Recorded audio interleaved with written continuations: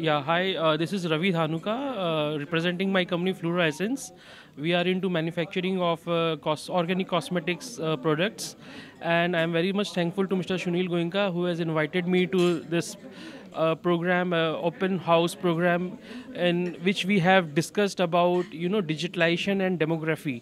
So this program was a really a wonderful program. We have a lot of discussions on the outcome of the advantages and disadvantages of using internet in different platforms, what we could achieve more through digitalization, and what we can be aware of the digitalization.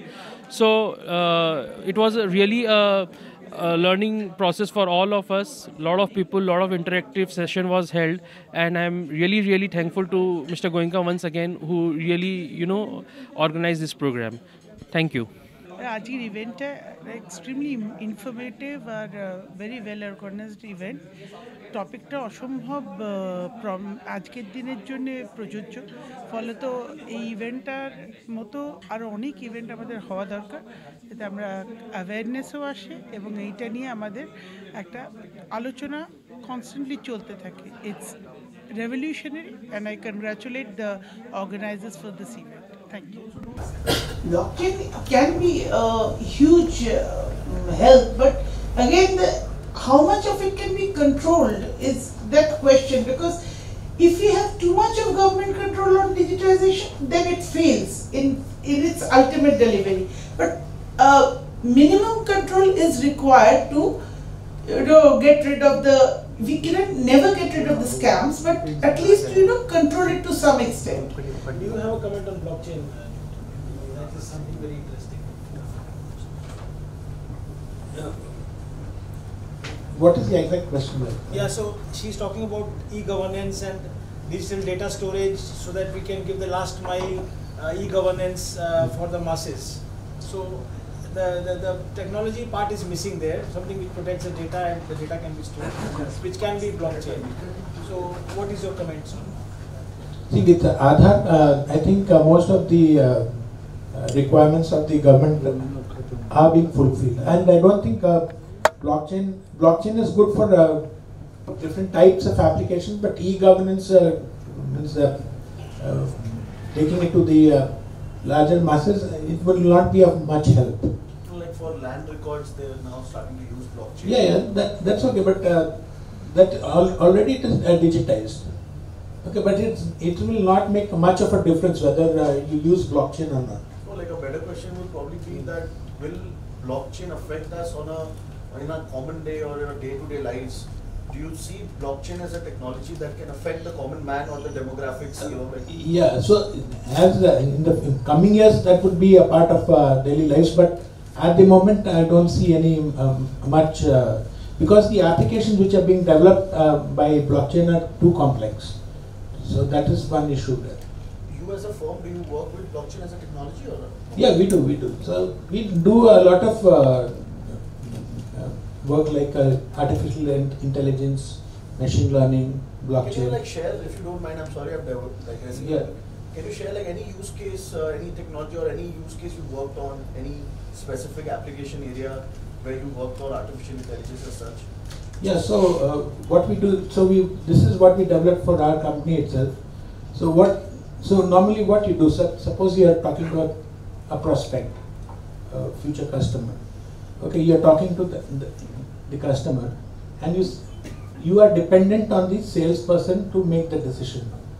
So we have developed a system like our voice conversations are stored in the database, and using machine learning and AI, the system itself tells whether to pursue this target or not.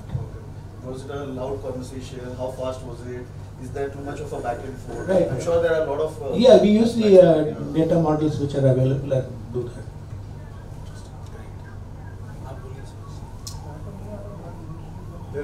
There are better people who understand technology.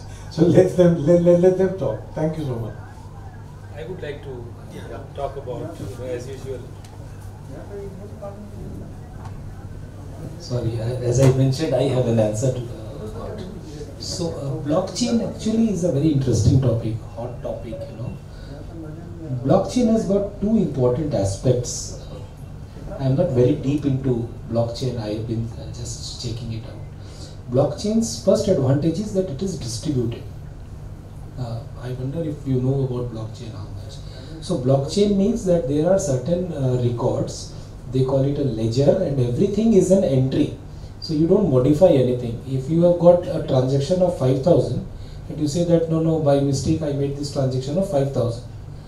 You want to make it 50,000, you have to make an adjustment entry. Like we started the tally and all also, you could not make editing of the data was not allowed. Later on, of course, the situation changed. So what happens in blockchain is that everything is a transaction and it is stored in multiple places.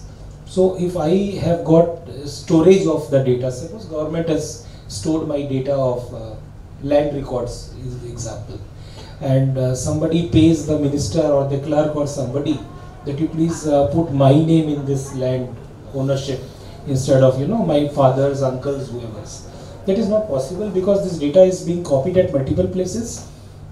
If I edit any data, that will be immediately noted as fraud by the other owners of the data or other storage people of the data, and it will be rejected. So other people have to verify that this data is this.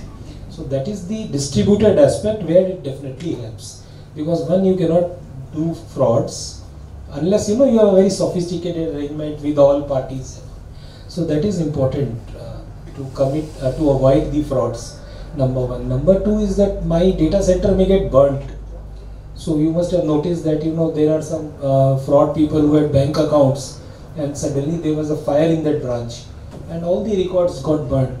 So you gave so much loan against what? There was a collateral, he gave me the land papers but they got burnt, oh my god, kya kare?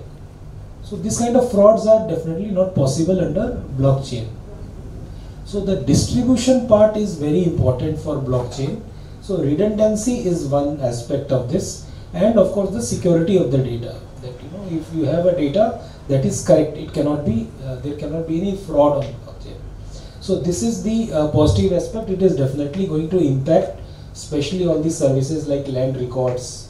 My Aadhaar record is there in some server, but it may be deleted by somebody's. My server's hard disk may crash. They take backups. They may not be able to restore the data. So that aspect it takes care of blockchain. So that is definitely very useful.